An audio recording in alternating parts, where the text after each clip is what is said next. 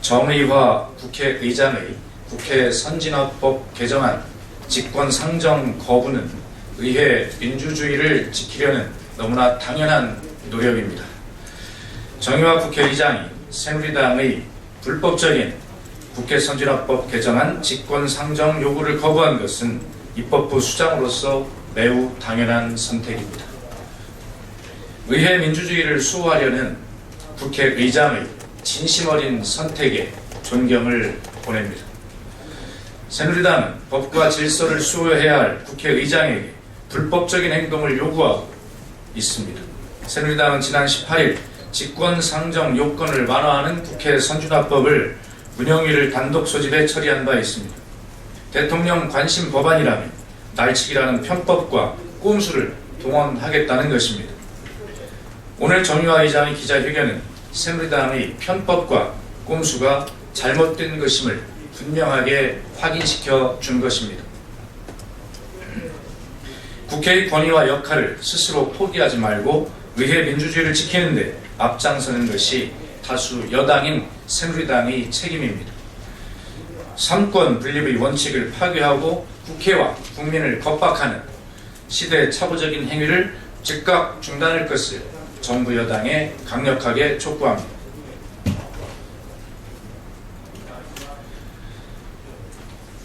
박근혜 정부의 공약 파기로 인한 보육 대란은 국가가 책임져야 합니다. 박근혜 정부가 누리과정의 공약 파기도 모자라 책임마저도 전가하는 후한무치 극치를 보여주고 있습니다. 박근혜 대통령은 지난 13일 담화문 발표에서 교육감들이 의지만 있다면 얼마든지 예산을 편성할 수가 있는 상황이라며 예산 미편성의 책임을 시도교육청에게 떠넘겼습니다. 이어 교육부는 20일 대통령 업무보고에서 누리과정 예산 편성을 조기에 완료하겠다라고 보고했지만 예산 편성 대책이나 시도교육청과의 갈등 해소 방안은 전혀 내놓지 못하고 있습니다. 대통령부터 책임을 안 지겠다고 하니 교육부도 도리가 없다는 것입니다. 야당과 시도교육감 협의회는 누리과정 문제 해결을 위해 정부 여당의 사회적 논의기구 구성을 제안했고 시도교육감 협의회는 대통령 면담을 요청했으나 모두 거부당했습니다. 정부 여당은 누리과정 문제 해결의 의지가 없다는 것을 단적으로 선언한 것이나 다름없습니다. 박근혜 정부가 책임 떠넘기기에 몰두하고 있는 상황에서 보육 대란은 현실로 다가오고 있습니다. 교육 현장의 극심한 혼란을 해결할 수 있는 방법은 국가가 책임지는 것뿐입니다. 더불어민주당은 2016년 누리과정 어린이집 예산 2조 1천억 원 마련을 위해 국가 예비비를 편성하고 근본적 대책 마련을 위해 여야정 시도교육감 협의회가 참석하는 사회적 논의기구 구성을 정부 여당이 즉각 수용할 것을 다시 한번 강력하게 촉구합니다.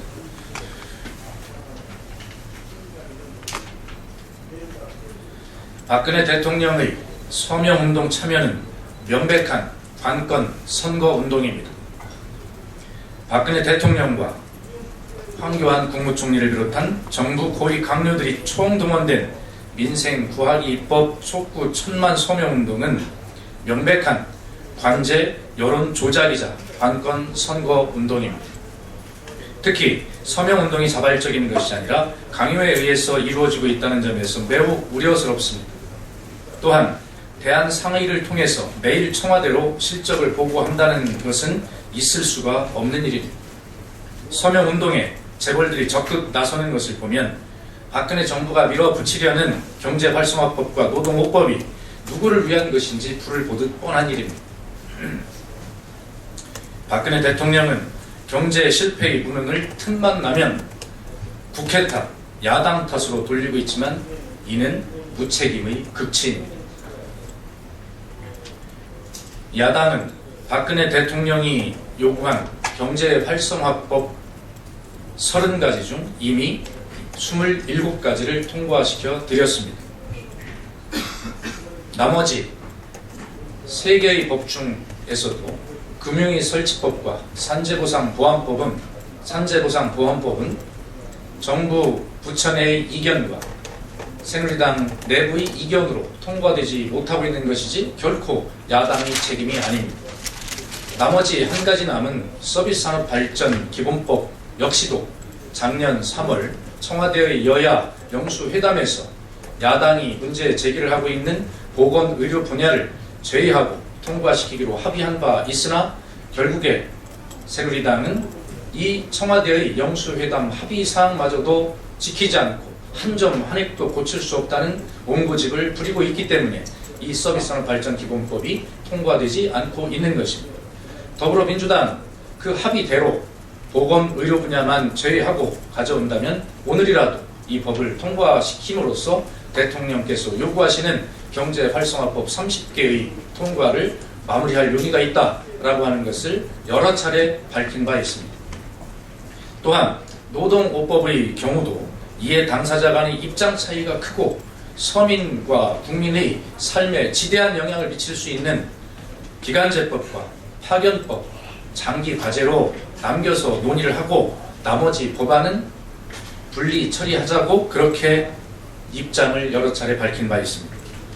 경제 실패의 책임은 그 누구도 아닌 정부와 여당에게 있습니다. 법안 처리가 안 되어서 경제가 살아나지 않는다는 것은 비겁한 변명일 뿐입니다.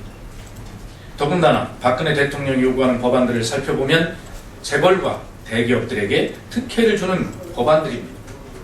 노동자와 서민의 삶에 중대한 영향을 끼치는 법안들에 대해 국회에서 심도 있는 논의도 없이 통과를 시키라고 겁박하는 것은 해서는 안 될 일이고 또 그렇게 하는 것은 국회의 직무유기라는 것을 다시 한번 말씀드립니다.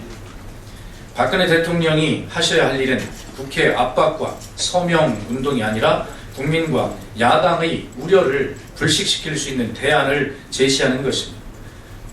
바른 길을 선택하지 않고 선진화법을 폐기하는 꼼수를 선택하는 것은 결국 가장 느린 길을 가는 것임을 명심해야 할 것입니다. 이상입니다.